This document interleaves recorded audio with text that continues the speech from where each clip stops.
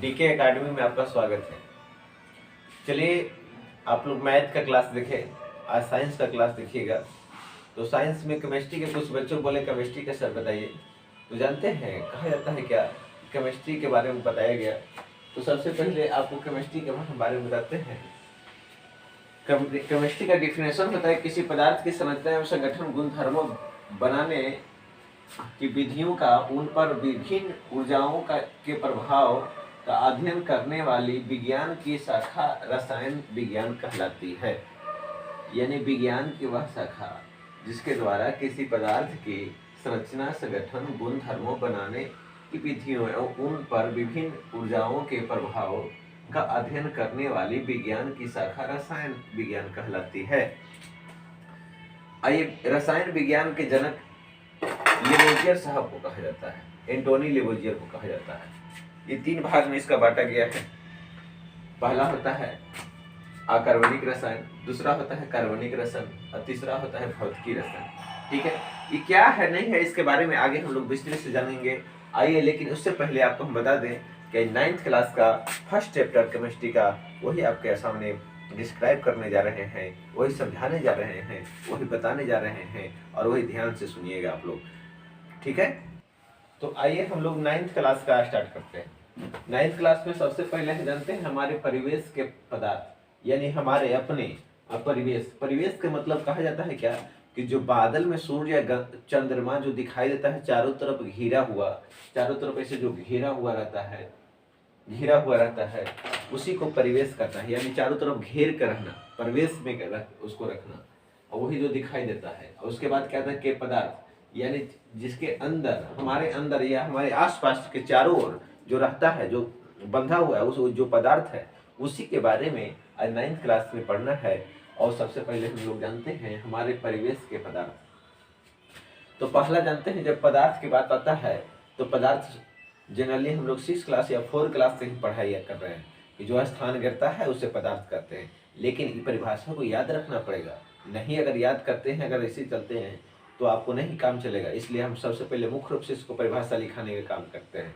ठीक है, तो कहते हैं कि पदार्थ कोई भी वस्तु जो कुछ स्थान घिरे, जिसमें द्रव्यमान एवं आयतन हो और जो अवरोध उत्पन्न करे, पदार्थ कहलाती है। यानी जनरली भाषा में जानिए कि पदार्थ किसे कहते हैं, जो स्थान घेरता हो, जो रुकावट डालता हो। कहीं पे यहाँ पर देखिए ये रूम खाली था, तो रूम खाली है तो इसमें हवा भर गया, तो क्या हुआ, स्थान घेर लिया। जैसे गुब्बारा लेते हैं, गुब्बारा को उसमें गैस डालते हैं तो वह स्थान घेर लेता है और हवा में छोड़ देते हैं, वो भी क्या हुआ, पदार्थ हुआ। ठीक है, जैसे जल हुआ, पत्थर हुआ, पेन हुआ, गैस हुआ, इत्यादि हुआ। आइए पदार्थ के बारे में इतना जानते हैं पदार्थ की भौतिकी प्राकृतिक, यानी कि इसको प्राकृतिक रूप से क्या देन है, कैसे कैसे होता है। तो पहला होता है इसमें पदार्थ कणों का बना होता है। दूसरा है पदार्थ के कण अत्यंत सूक्ष्म होते हैं। पदार्थ के कण अनुरत गतिशील होते हैं। ठीक है, यानी जो बताया जा रहा है पदार्थ की भौतिकी प्राकृतिक, यानी पदार्थ जो भौतिकी यानी फिजिकल प्रॉपर्टी जो इसके बारे में बताया जा रहा है कि पदार्थ कणों का बना होता है, यानी छोटे छोटे कणों का बना होता है। जैसे ईंट रहता है तो ईंट छोटे छोटे, उसमें ईंट क्या करते हैं, सबसे मिट्टी लेते हैं, बालू का अंश लेते हैं, उसमें मिलाते हैं, मिलाने के साथ साथ क्या करते हैं, ढांचा में तैयार करते हैं, तब न जाकर ठोस अवस्था में जाता है।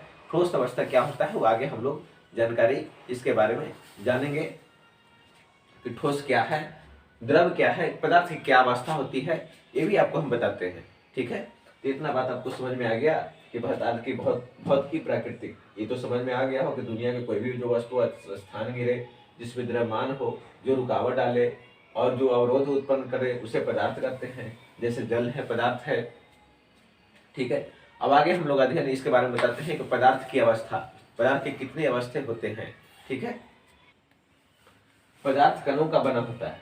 ठीक है, यानी जो छोटा छोटा कण से बना। पदार्थ के कण अत्यंत सूक्ष्म भी होते हैं, कहीं कहीं देखिए बहुत सूक्ष्म छोटे छोटे बने जो नग्न आंखों से नहीं दिखाई दे। पदार्थ के कण अनवरत गतिशील होते हैं। यानी सुनिए, पदार्थ के कण जो हृदय आएगा, कभी इधर चल जाएगा, जैसे पानी है, पानी को अगर बहाइएगा तो इस दिशा में भी जाएगा, इस दिशा में जाएगा। ठीक है, इसका कोई दिशा निर्धारित नहीं होगा, कहीं जिधर बहेगा उधर में चला जाएगा। तो ये इतना हम लोग आज जाने।